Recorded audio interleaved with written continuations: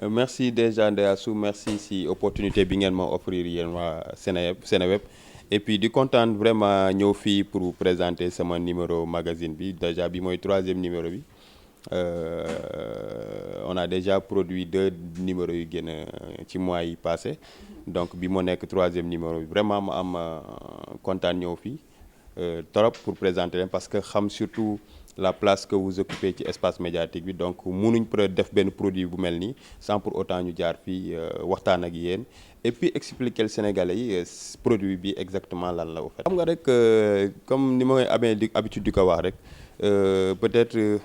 jeunes yi bëri fii au Sénégal am nañ loolu ñuy wax ne bëgg def ce qu'on appelle l'entrepreneuriat c'est vrai que souvent du facile souvent les moyens ne suivent pas souvent environnement bi du ko permettre. Mais ça a toujours été une idée man pour pour entreprendre c'est-à-dire mettre en place quelque chose boo xamante ni lii dama naan lii c'est moi sama produit la donc déjà mun nañ jàpp ne foofu la commencé mu nekk loo xamante ni c'est un début le magazine parce que ñu ngi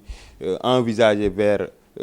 aller vers le digital ñu ngi envisager mettre en place benn site internet boo xamante ni toujours day parler de sport de manière générale et revenant peut-être ci magazine bi on a dit score par exemple soo déggee score rek sa xel war na dem ci sport que ça soit le football que ça soit le basket que ça soit le handball toute discipline confondue soo déggee score rek sa xel day dem ci sport donc quand on dit 221 c'est l'initiale du Sénégal donc c'est parler de sport mais mettre en valeur les sportifs sénégalais de manière générale et toutes disciplines confondues donc c'est ça en résumé peut-être fan la idée bi ñëwee ak lan mooy score 221. Ce sera l'occasion aussi de remercier peut-être les gens yi nga xamante ni ñu ngi lay accompagner accompagnement bi nekkul dara lu dul quelqu'un ku am confiance ci yow ngay lancer produit boo xam ne kenn xamagu ko mu may la interview nangu toog waxtaan ak yow donc déjà quelqu'un qui ku la defal loolu c'est il t'appuie il croit en toi et gëm na projet bi ne xëy na dina yegg ci yenn niveau yi donc par rapport à votre question donc maa ngi sama premier numéro je l'avais accordé à Maître Augustin Senghor président de la Fédération sénégalaise de football instant yi ñu doon def numéro boobu mu ngi nekkoon en même temps premier vice-président de la CAF et nekkoon en même temps membre pour candidat élection voilà c'est ça conseil FIFA donc mu nekkoon benn opportunité boo xamante ni permettre na ma ko peut-être ñu waxtaanee football mais surtout waxtaanee la personne parce que souvent ñun les journalistes sportifs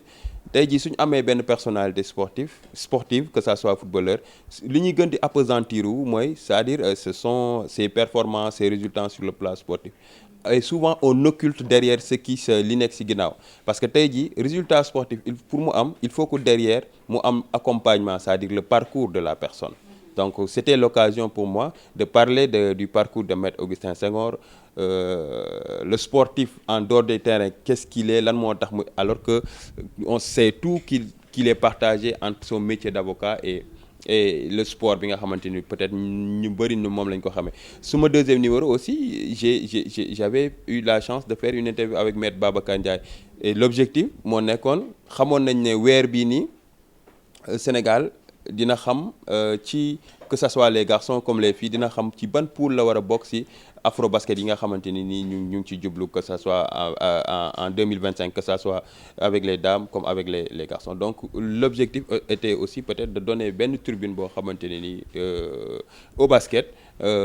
tribune boo xamante ni peut-être c'est pour parler de l'actualité ou bien des futures échéances yi nga xamante ne nii ñooñu donc en résumé souvent dañuy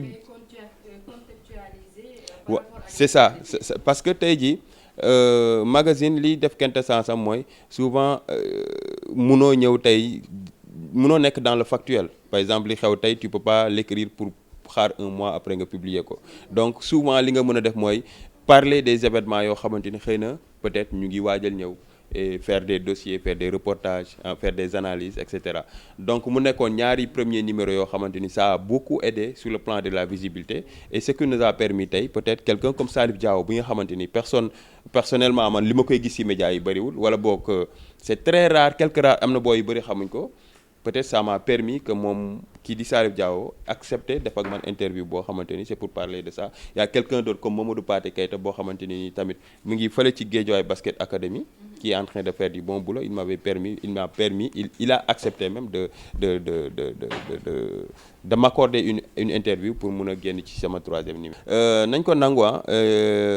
xaw ma dama ne c'est déplorable laa war a wax xaw ma lan la mais ñun on donne beaucoup plus de vitrine ou bien de visibilité suñuy wax football sur le plan international, c'est-à-dire les stars yi nga xamante ne ni ñu ngi évoluer dans les championnats européens. C'est rare, quelques rares fois peut-être année yi sax xaw na tane ngay dégg gars yi di wax ci championnat yi football local parce que et cetera, mais souvent li ñu gën a gis mooy les gens préfèrent parler de Sadio Mané qui est à l'étranger ou bien de parler de Chelsea ou bien on ne met pas en valeur le football local. Donc Jaraaf mu nekk club boo xamante ni c'est le club le plus titré au Sénégal. Day baax tey ji nga mettre en place benn produit benn magazine boo xamante ni c'est sport, au moins vraiment nga permettre le football local s'exprimer. Et puis c'était l'occasion peut-être de faire benn bilan boo xamante ni après 17 ans de football professionnel, peut-être essayer de tirer je dirais pas les conclusions, mais essayer de voir, de faire une analyse boo xamante ni dina mën a permettre nga wax ci lu baax ak yi nga xam point yoo xamante ni war nañ ko parfaire. Mais c'était vraiment important de parler du football local. Bien sûr moom laa doon wax tout à l'heure, c'est juste un début. Comme on est équipe bu jeune la, c'est pas encore équipe bu rëy, donc il faut que ñu dem comme li anglais di wax step by step, pas petit à petit. Maintenant instant bi c'est ça le produit. Comme je l'ai dit ñu ngi xalaat mettre nekk ci dem ci digital bi, faire des podcasts par exemple comme ni ma jàkkaarloog Ndeya Soni. Pourquoi pas demain jàkkaarloog avec quelqu'un comme Sadio Mané, quelqu'un comme Edouard Mendy, quelqu'un comme Maître Augustin Senghor, quelqu'un comme Mohamed Ndao Tyson, parce que il faut pas oublier que la lutte fait partie intégrante de nos projets. Pour toog ak ñoom def ak ñoom podcast waxtaan ak ñoom sur leur parcours et puis voilà. Donc juste pour vous dire que on ne compte pas s'arrêter là, on vise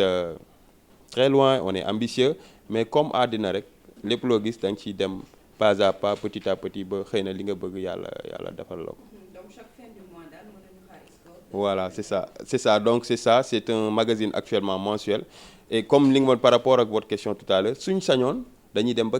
tous les 15 jours mu disponible. Mais comme on vient de démarrer et puis c'est lourd, les tâches rédactionnelles, et puis on ne peut pas présenter un produit boo xamante ni di am contenu, bëgg nañ li ñuy présenter mu am contenu.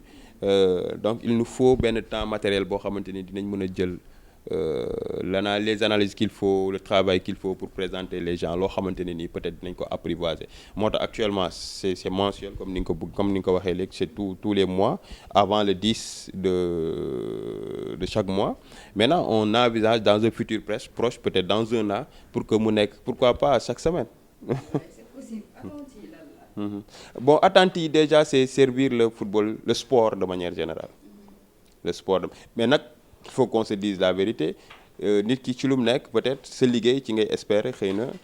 tàdd ci, mais on ambitionne déjà de comme niñ ko de créer des emplois, de créer tey ñu ngi nekk ci contexte boo xamante ne nii ñu ngi naan chômage et cetera. Tey jii ñu ngi ñaan yàlla produit bi dem toll foo xamante ne nii dina servir sport sénégalais de sorte que peut-être dinañ am benn groupe bu 100-200 jeunes yoo xamante ni peut-être nañ leen mën a employer dans un futur. Mais tout dépendra de la volonté qu'on va y mettre. Yàlla te incha allah dinañ ci def lu ñu ci war ñuy ñaan yàlla ku ci nekk comme tous les Sénégalais, comme tous les sportifs de manière, parce que c'est un produit boo xamante ni sportif yi laa ci xalaat déjà, ñoom laa ci njëkk a yaakaar déjà. Ku ci nekk apprivoiser ko et puis voilà xëy na attente yi ñu ci espère dinañ ci. Voilà, d'accord, comme ni nga ko waxee c'est une question vraiment très importante et comme j'ai dit on vient de démarrer. Pour le moment dañu bëgg a exister, nit ñi xam ñu. Soo gisee man maa nekk sama commercial, maa nekk le produit et cetera. Donc on fait le tour des rédactions pour présenter déjà le produit. Tollaguñ ci doole yoo xamante peut-être dinañ mën a exister ci yenn, mais fa lañ jëm. Mais comme on vient de démarrer, comme je t'ai dit, comme je viens de vous le dire, dañuy nekk par exemple on va aller vers les gens, c'est-à-dire leur présenter li ñu nekk di def, liggéey bi ñu nekk di def. Nee naa nag ñu ngi ñaan yàlla ak liggéey bi ñu ci nar a def peut-être d'ici un an, au lieu ñun ñu dem vers les gens, ce sont les gens qui vont venir vers nous. Mais vous savez, le milieu de la presse, de l'entrepreneuriat de manière générale laay wax souvent yow kese doo mun a dem. Tu as besoin de partenaires. Souvent comme sama début déjà premier numéro bi nga commencé loo xam ne kenn xamu ko quelqu'un comme tey jii on peut pas parler des autorités sportives ba pare doo lim quelqu'un comme le président de la fédération sénégalaise de football Maître Augustin Senghor. Et quand vous commencez une chose mu nekk lu bees loo xamante ni kenn xamu ko mu ñëw ne la voilà ci message de manière très formelle. Bonjour président, je suis en train de réfléchir sur un projet léegi et cetera il m'encourage, il m'a dit c'est une bonne chose, dis-moi quand ci ban côté laa la mën a dimbale. Donc il m'accorde déjà cette interview, donc déjà ñun ñu ngi dem vers les autorités. Et comme j'ai dit, on n'exclut pas les politiques, mais ñun suñu cible ce sont les sportifs, parce que ñoom comme j'ai dit sama édito oui mais tey jii c'est pour un peu plus mettre en valeur le sportif. Maintenant, un politicien qui veut aider, qui a envie d'acheter le produit pour nous aider, vraiment, dañuy jël quoi. Mais comme j'ai dit si édito bi, on va mettre en valeur les sportifs. ñoom ñoo nekk au devant de la scène. Tey jii bëgg nañ toog quelqu'un comme Yékini boo xamante ni gisatuñ ko, qui nous parle de lui, qui nous parle de Joal, qui nous parle de la lutte, qui nous parle, etc. Quelqu'un comme Modou Lo, pourquoi pas. Quelqu'un comme donc même Idrissa Gana Gueye, on a fait une chose boo xamante et ce sera l'occasion aussi d'annoncer ça, que c'est pour bientôt. On a déjà fait une belle chose avec lui pour bientôt Sénégalais yi dinañ mun a gis benn interview bu yaatu bu ñu def ak quelqu'un comme Idrissa Gana. waaw comme ni nga ko waxee numéro bi c'est le 77 513 38 53 mooy sama numéro léegi aussi ku ma bëgg a contacter par WhatsApp wala c'est le même numéro ou bien par mail c'est papadjibrilgaye@gmail.com. En tout cas ma leen di remercier vous. Merci beaucoup may kontaan trop véritablement si ñëw bi ma fi ñëw ngeen permettre ma présenter projet bi et puis di rafetlu comme je viens de le dire tout à l'heure le travail que vous êtes en train de faire, parce que souvent dañuy tasee ci compétition internationales yi dañuy gis Seneweb est présent, que les compétitions nationales, que ça soit le basket, que ça soit le football, vous êtes aussi présent, donc on ne pouvait pas ne pas venir ici parler de ce qu'on veut faire. En tout cas, on vise loin, on est ambitieux, on a envie de faire, on a envie de participer au rayonnement du football, du sport sénégalais de manière générale. Soo seetloo yaa ngi gis maa ngi wax football, c'est parce que le football c'est l'opium du peuple. Tey jii mun nga wax basket, mun nga wax athlétisme, mun nga wax lépp, mais football tey su ayee da ngay gis gars yu bëri ci la ñuy gën a concentré wu. Donc football bi am na ci wàll, mais ñeneen ñi tamit am na ci wàll. En tout cas maa ngi leen di remercier, kontaan trop ci ñëw bi ma ñëw fii nii.